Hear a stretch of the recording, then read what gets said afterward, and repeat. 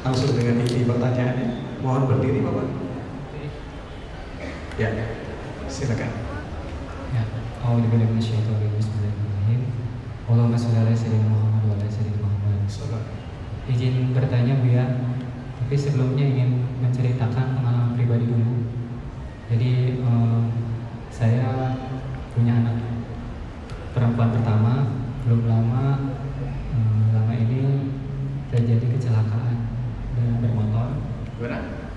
Kecelakaan ketabrak motor. Ya. Singkat cerita, anak saya harus mengalami pendarahan di mulut. Pendarahan di mulut. Anak perempuan pertama saya mengalami kecelakaan dan singkat cerita harus mengalami pendarahan hebat di mulut, sehingga harus dioperasi dan harus kehilangan kurang lebih 14 gigi dan 8 gigi depannya adalah gigi dewasa.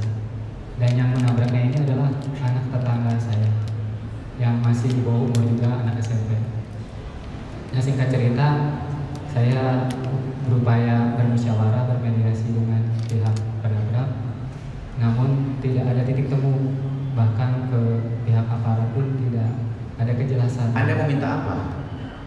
Ya, intinya dari sejak awal pun tidak ada itikat baik ya. Tidak ada misalkan menjemput. Anak Anda didolimi? Iya, saya merasa seperti itu ya. Bagaimana? Tabrakan? Iya, jadi ditabrak atau tabrakan? Ditabrak ya. Naik sepeda ditabrak oleh motor. Dan yang bawa motor ini juga anak tetangga yang di bawah umur.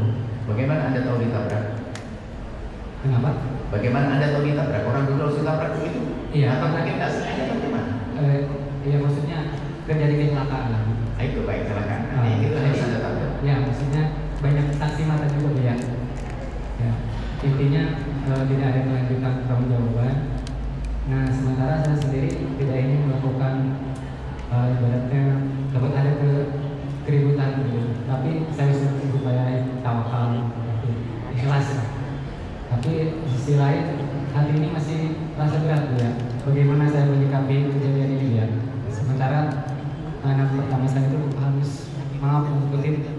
harus cacat ke depannya dan mempersiapkan mentalnya seperti apa anak perempuan. Terima kasih. Assalamualaikum warahmatullahi wabarakatuh. Waalaikumsalam warahmatullahi wabarakatuh. Namanya kecelakaan tidak ada yang mau. Kecuali orang penjahat berat kerjanya bunuh lalu sengaja kontrol pengen nabrak orang. Tapi mungkin kalau ditanya hati kecilnya dia nggak pengen juga nabrak. Nah, kecelakaan hanya mungkin undang-undang dalam lalu lintas barangkali mobil gede biarpun benar tetap salah, itu kan babnya beda ya. Kan salah di mata hukum kepolisian, tapi di hadapan Allah kan juga tidak dosa kalau orang nggak sengaja. Kan nggak sengaja, tapi di hadapan Allah kan tidak dosa. Nggak sengaja sama motor tabrakan. Bahkan ada kisah lebih dahsyat lagi seperti ini. Salah satu yang membawa mobil dengan kita yang bawa mobil, ada orang naik motor pas lampunya lagi mati, dia mau berdagang, mau jam 11 malam dia mau kirim barang dagangan ke pasar. Subhanallah. Akhirnya tiba-tiba masuk ke mobil kita, masuk ke mobil kita, meninggal orang itu. Otomatis semua mobil kita harus ditahan kan, prosedur kita ikuti semuanya. Jangan, nggak cukup kita merasa. Subhanallah, dia punya anak perempuan sama ada istri tinggal satu. Subhanallah, gara-gara ini kok malah jadi anak saya ambil tuh anak saya jadi anak-anak keluarganya jadi baik. Artinya memang begitu mudahnya, padahal dia meninggal. Subhanallah. Jadi sampai kita minta maaf, saya datang ke rumahnya, betul maksud dia mungkin ada etikat baik dan minta maaf itu betul. Tapi sebagian orang itu tidak punya kemampuan itu. Sehingga subhanallah anak itu keluarga itu memang tidak sengaja kita sudah di jalan yang benar, dia nggak tahu kok tiba-tiba kok tidak ada lampu. Ya karena kita serga kepolisian sesuatu bagaimana kita berdamai saling maafkan dan selesai. Dan anaknya sekarang kita belajar dengan baik. Dan laki-laki itu pun waktu diketabrak dia mau cari nafkah. Insya Allah mati dalam keadaan mulia, mencari nafkah. Dan dari yang membawa mobil itu dia tidak sengaja menabraknya. Dia meningus di tahanan, bahkan beberapa hari dan sebagainya.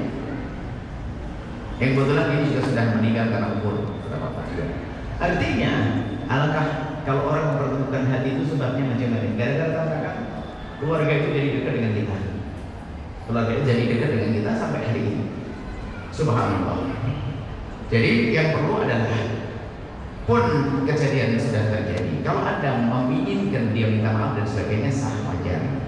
Akan tapi tidak perlu sampai menjadikan Anda punya dendam kepanjangan dengan dia. Saya tahu kesedihan Anda. Anak sakit semacam gimana, nggak sedih, kan gitu ya. Jadi hanya kita hibur bahwasanya dia tidak sengaja menabrak anak Anda. Kalaupun ada keteledoran ya mungkin sama-sama atau bagaimana. Kalau sengaja seperti tidak. Nah kemudian kalau kita sudah menemukan orang yang mohon maaf, ada orang nggak pernah tahu diri, anggap saja tetangga yang nggak tahu diri, nggak pernah minta maaf, nggak pernah peduli membantu, kayak saya ke rumah sakit balik tidak kan begitu. Ada orang bermacam-macam. Di saat Anda menemukan orang semacam itu, jangan Anda ditambah pedih dengan mikirin terus begitu. Anda kan semakin terpuruk, dipikirin pun tidak mau dipikirin, kan begitu. Anda pikirin dia aja nggak pernah merasa dipikirin, cuek. Sudah ada kembali kepada anak Anda yakini uang yang Anda keluarkan untuk berobat adalah juga nilai pahala di hadapan Allah.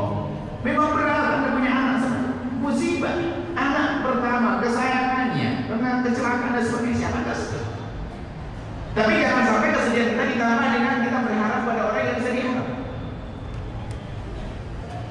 Ya terus ada rawat ada itu dan ingat yakin bahwasanya Allah akan mengganti. Mungkin ada kekurangan saat ini yang ada pada anak itu, tapi kita insya Allah akan menggantikan kelebihan yang lainnya. Tidak tahu apakah masa depannya nanti di kebahagiaan dengan cara yang Anda tidak akan tahu sebelumnya. Mungkin secara mohon masalah visi kecantikannya berkurang. Misalnya, tapi bisa saja Allah kirim kebahagiaan yang lebih daripada di saat kecantikannya sempurna. Kebahagiaan dari siapa? Allah. Ya kan Allah yang ngasih bahagia. Khusnudzon insya Allah itu untuk menghibur hati Anda. Ada pun masalah tetangga yang tidak peduli, betul riba nasi doyatun tatudro. Kalau kita cari orang, pengen orang, kita mencari keriduan orang, kerelaan orang itu adalah susah. Ya kadang-kadang ada orang tak tahu diri semacam itu. Nah kita berharap dengan orang yang tak tahu diri, sama kita berharap sesuatu yang mustahil. Kita menyiksa. Kita mengharap pada seorang fakir agar melakukan